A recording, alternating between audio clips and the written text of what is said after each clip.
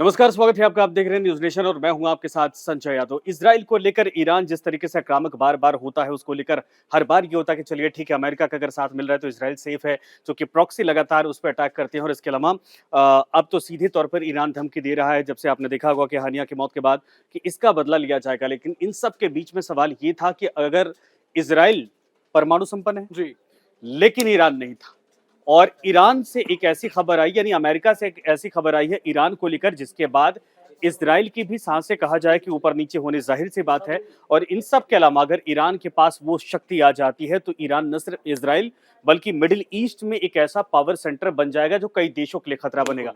रोहन, इस बात को लेकर हम चर्चा करेंगे। बिल्कुल। मेरे साथ रोहन है। खबर यह है, अमेरिका ने कहा है कि इजराइल दरअसल ईरान परमाणु हथियार बनाने के बहुत करीब है। जी, और यह खबर कई देशों को परेशान कर रही है। जी। संजय, आप देख लें, इंटरनेशनल एटॉमिक एनर्जी एजेंसी हाँ। यानी आईएईए ने बताया है, यूएन की हम्म। एजेंसी एक तरह से। तो हम्म। यूनाइटेड नेशंस का साफ कहना है, वो तो पिछले 3 साल से ही कहते आ रहा है कि ईरान हम्म। परमाणु हथियार बनाने की कोशिश में जुटा हुआ है। हम्म। लेकिन अभी जिस तरह से मिडिल ईस्ट में संकट गहराया हुआ है युद्ध का, बिल्कुल। उस बीच ईरान को लेकर ये जो बड़ा दावा किया गया है, ये न सिर्फ ईरान बल्कि पूरे एशिया को लेकर, मतलब एक टेंशन की बात है पूरे बिल्कुल एशिया सही। के लिए। हम्म। ऐसा इसलिए, उदाहरण के लिए आप ले लीजिए पाकिस्तान और नॉर्थ कोरिया। हम्म। आज जो स्थिति ईरान के साथ है, अमेरिका भी कूदा पड़ा है, ईरान को धमकाता है कि भाई हम्म। हम अटैक कर देंगे अगर हम्म। तुमने कुछ भी उल्टा सीधा किया तो। इजराइल भी उस पर चढ़ा हुआ है हम्म। ऊपर, है ना। लेकिन अगर ईरान खुद को पाकिस्तान जैसी स्थिति में बना लिया, हम्म। जैसे फॉर एग्जांपल पाकिस्तान में नहीं, ईरान अमेरिका। के पास अगर परमाणु संपन्न जी देश जी जी बनेगा जी। तो वो मुझे लगता है कि जितने भी इस्लामिक कंट्री है उनका बादशाह बन जाएगा ऐसे भी।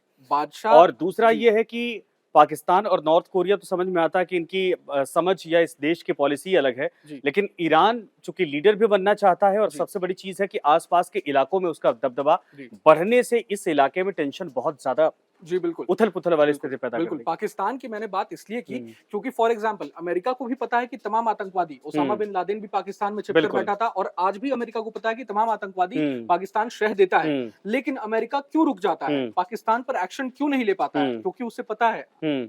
पाकिस्तान परमाणु संपन्न देश है। देश है। नॉर्थ कोरिया पर भी अमेरिका एक्शन क्यों नहीं ले पाता है, हाँ। जबकि दुश्मनी है, लेकिन एक्शन नहीं ले पाता है? उसको पता है कि हम्म। परमाणु संपन्न देश है, हाँ। हाइड्रोजन बॉम्ब भी है, हाँ। एटम बॉम्ब भी है। इसलिए तो आज ईरान को जिस तरह से डराता है अमेरिका, धमकाता है, हाँ। इजराइल भी डराता धमकाता हाँ। है, घुसकर तेहरान में जिस हाँ। तरह से इस्माइल हानिया की उसने हत्या कर दी।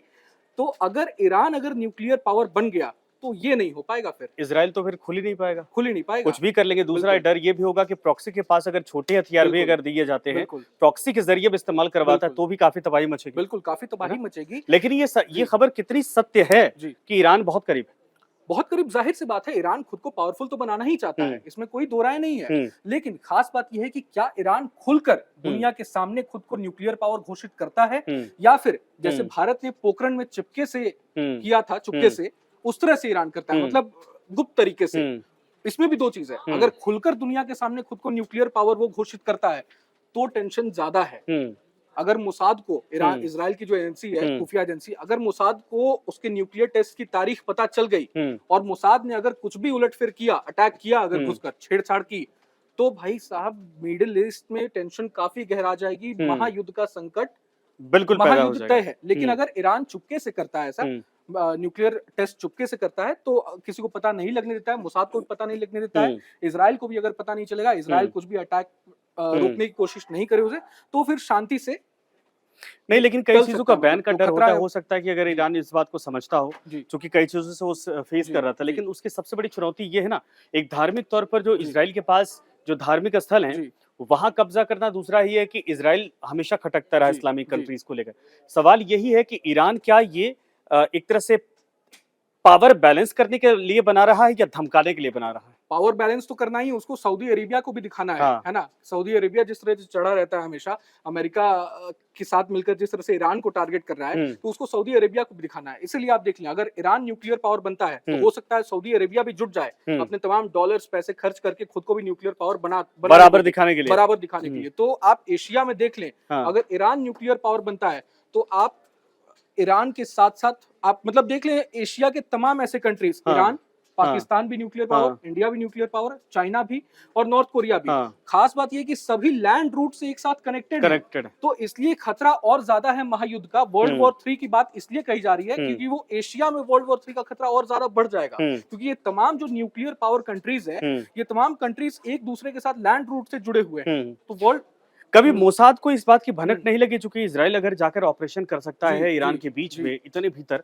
जी, तो कहाँ ये परमाणु टेस्ट होने वाला है, या कहाँ ये पूरी प्रक्रिया चल रही, कहाँ लैब टेस्ट किया गया है, जी। ये सारी जानकारी क्या इजराइल को नहीं होगी, या फिर अमेरिका के पास ये नहीं होगी? देखिए पहले रोकने की कोशिश क्यों नहीं की गई? वही बात मैं कह रहा हूँ। हाँ। अगर मोसाद को जानकारी लग गई कि ईरान टेस्ट करने वाला है न्यूक्लियर टेस्ट, हाँ। और अगर उसने कुछ भी रोकने की कोशिश की, तो हम्म। महायुद्ध का खतरा बढ़ बढ़ सकता जाएगा, है। बढ़ जाएगा। फिर आप देख ले ओमान की खाड़ी जो है, तो मतलब अचानक से ईरान कुछ भी पल भर में कुछ भी हो सकता है, ओमान की खाड़ी को ब्लॉक कर देगा, तमाम तेल का व्यापार जो है तमाम रुक जाएगा, सब कुछ व्यापार। सिर्फ भारत ही नहीं, ग्लोबल स्टॉक मार्केट जो है वो क्रैश कर जाएगा, बिल्कुल एक बार में क्रैश कर जाएगा। भारत के लिए सबसे टेंशन की बात सबसे, है, क्योंकि रास्ता हाँ, वही है। हाँ, एक बार में पूरा ग्लोबल मार्केट क्रैश कर जाएगा, ये सबसे बड़ी टेंशन की बात। लेकिन वही बात है, जिस तरह से भारत ने गुप्त तरीके से अपना परमाणु परीक्षण किया था, अगर ईरान वैसे करता है तो खतरा उतना नहीं। दोनों देशों की पॉलिसी अलग थी, क्योंकि हमारे पास भी अगर पाकिस्तान है, इधर चाइना भी था, हमें बैलेंस करना था, हमें अटैक नहीं करना था, और यही कारण था कि हम सबको साथ में लेकर चलना चाहते थे। हालांकि अमेरिका उस समय निगाहें जरूर टेढ़ी कर रहा था, लेकिन उसका रास्ता निकाला गया, हमारी लीडर्स की पॉलिसी ऐसे थी।